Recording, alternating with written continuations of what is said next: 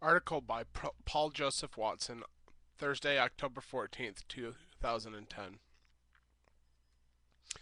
U.S. troops are now being trained to boss communities and run local governments, are now being ready to oversee the post-collapse America in which riots and civil unrest, similar to that now in Europe over austerity measures and pension cuts, ravage the United States and are met with an iron fist of militarized police state.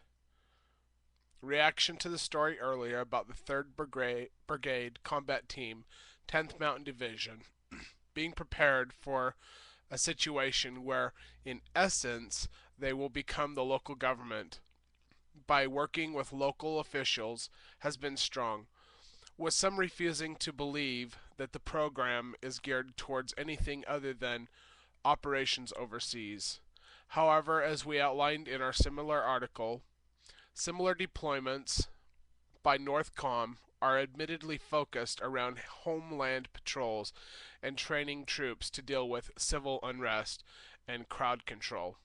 We have documented numerous incidences over the past several years where active duty troops or National Guard have been used in domestic law enforcement operations. The military are now being called upon to undertake roles normally designated to police as Americans are incrementally acclimated to accept the presence of troops on the streets as an everyday occurrence, in preparation for them to be used should the United States enter a post-collapse period of turmoil and unrest. We covered a case in Kingman, Arizona last September where Guardsmen were filmed providing security and directing traffic. Another example occurred in Newport, Kentucky, when military checkpoints suddenly appeared downtown on September 6th last year. Military police from the United States Army, as well as Marines, were purportedly conducting traffic control because the city was strapped for funds and did not have enough police to do the job. The excuse that troops are stepping in to help because of their lack of police doesn't wash. Crime is down over the last 20 years. There are around 3 times more police in state, and the state is not calling out the National Guard, but being put on the streets as a result of the harmonization of police and military, a process that has been going ongoing for decades, long before the economic recession hit. Troops also have guns, and their primary function is to search people and vehicles, not direct traffic. Members of We Are Change Ohio group interviewed some of the troops who, when asked if they would be prepared to confiscate guns, shoot resistors in the back of the head, or throw people into ovens to incinerate bodies, refused to categorically deny that they would follow such orders. However, this is by no means the first time that troops have been used to fulfill roles normally ascribed to police in Kentucky. During the Kentucky Derby, May 2nd last year, military police were on patrol to deal with crowd control. An Associated Press photograph shows armed MPs detaining a man who ran onto the track following the 35th Kentucky Derby horse race at Churchill Downs. The military has no business policing the citizens except during extraordinary exceptional times of national emergency by an executive order. This is very disturbing and completely un-American. Maybe even more disturbing is that no one seems to care how quietly and easily we have accepted the burgeoning police state, one respondent to the photo stated. As we reported in 2008, U.S. troops returning from Iraq are now occupying America, running checkpoints, and training to deal with civil unrest and crowd control under the auspice of Northcom program that by 2011 we will have no less than 20,000 active duty troops deployed inside America to help state and local officials during times of emergency. Over the course of the last few years, we have reported on numerous instances of military involvement with local law enforcement in violation of posse comitatus. In January 2009, soldiers from the Virginia National Guard, soldiers from the Lynchburg Base, 1st Battalion, 116th Brigade Combat Team were used to conduct personal searches at checkpoints in Washington, D.C. for the inauguration of Barack Obama. In February, no less than 2,200 Marines were also involved in urban operations training. In Richmond, Virginia, throughout January, drills involved landing troops in populated areas, allowing military pilots to familiarize themselves with the area. In March of that year, we reported on U.S. Army troops dispatched to patrol the streets of Samson, Alabama after a murder spree. On, on April 6th, we reported on a Department of Homeland Security, federal, state, and Air Force and local law enforcement checkpoint in Tennessee. On April 3rd, InfoWars was instrumental in the cancellation of seatbelt checkpoints that was to be conducted in conjunction with the Department of Homeland Security and the 251st Military Police in Bolivar, Tennessee. In December of 2008, we reported on the Marine Corps Air and Ground Combat Center dispatching troops to work on police checkpoints in the San Bernardino, California, or County, California.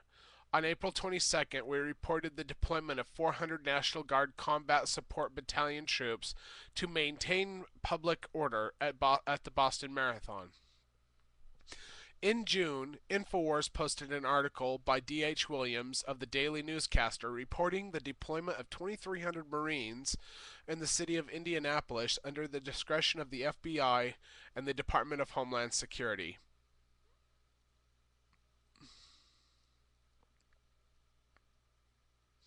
We also reported on April 22nd covering the assault of the local television news team by an irate police officer in El Paso, Texas.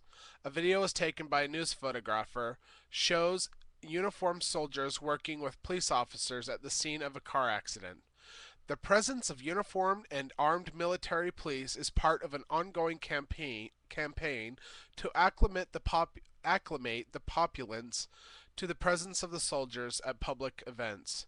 Northcom was only relatively recently assigned its own fighting unit. The Army's 3rd Infantry Division and 1st Brigade Combat Team, which had been fighting in Iraq for 5 years before that. As we have previously reported, the Armed Force Press Service initiated a propaganda campaign designed to convince the American people that deploying the 3rd Infantry Division in the United States in violation of Posse Comitatus Act is a good thing, with images of soldiers from the brigade helping in humanitarian rescue missions such as car wrecks. This is all designed to condition Americans to accept troops on their streets and highways as if part of everyday life. The assignment of the 1st Brigade Combat Team to Northcom alarmed the American Civil Liberties Union, ACLU. This is a radical departure of separation of civilian law enforcement and military authority, and could quite possibly represent a violation of law, said Mike German of the ACLU. National Security Policy Council. The last time the National Guard and military worked with FEMA and local law enforcement on a large scale in the United States was during Hurricane Katrina, when they aided in the confiscation of privately owned and legally owned firearms of citizens. Even those who lived in the high and dry areas were unaffected by the hurricane.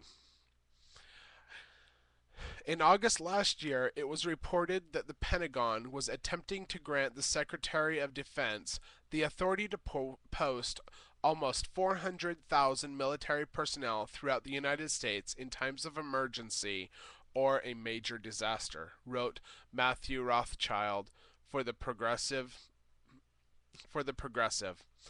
In June, the U.S. North Command distributed congressional fact sheet entitled Legislative Proposal for the Activation of Federal Reserve Forces for Disaster. That proposal would amend current law, thereby authorizing the Secretary of Defense to order any unit or member of the Army Reserve, Air Force Reserve, Navy Reserve, and Marine Corps Reserve to activate for major disaster or emergency, collating all of the evidence of how the military has been seamlessly ingrained into the daily lives of Americans by way of uniformed troops undertaking law enforcement duties. There can be no doubt that the U.S. is already under a condition of undeclared martial law. This has nothing to do with Afghanistan or Iraq. This is about turning Americans into a militarized police state in anticipation of widespread rioting. Only by becoming aware of how far America has sunk into militarized police state can we begin to reverse the incremental conditioning that has led Americans to accept the sight of troops on their streets demanding their papers. It is important to understand that we are witnessing a deliberate collapse of society where the shrinking middle class is left with no other option but to riot in a last-ditch effort to salvage their rapidly evaporating wealth. We are already seeing tensions building in France and other areas of Europe as part of the growing backlash against austerity measures and government seizures of pensions. Now the government is preparing to openly loot all private 401k pension funds, which could be the straw that breaks the camel's back and turns once passive Americans into angry mobs. Numerous forecasters, governments, spy agencies, and international bodies are predicting mass riots, and unrest in response to worsening economic picture. In November 2008, right as the economic implosion was unraveling, the U.S. Army War College released a white paper called Known Unknowns: Uncontroversial Strategic Shocks in Defense Strategy Development. The report warned that the military must be prepared for violent strategic dislocation inside the United States, which could be provoked by unforeseen economic collapse, purpose-filled domestic resistance, pervasive public health emergencies, or loss of functioning political and legal order. The widespread civil violence, the document said, would force the defense establishment to reorient priorities in extremis to defend basic domestic order and human security. Authorities have also made preparations for deploying troops to round up Americans in the aftermath of immigration influx should Mexico completely collapse, which is a very real prospect. During the Iran-Contra hearings in the 80s, previously classified information came to light about continuity of government (COG) procedures in times of national crisis. The masterminds behind these programs were Oliver North, Donald Rumsfeld, and Dick Cheney. The Rex 84 readiness exercise discussed the plans to round up immigrants and detain them in internment camps in response to uncontrolled population movement across the Mexican border. The real agenda: to use the cover of rounding up immigrants and illegal aliens as a smokescreen for targeting political dissidents and American citizens. From 1967 to 1971, the FBI kept a list of persons to be rounded up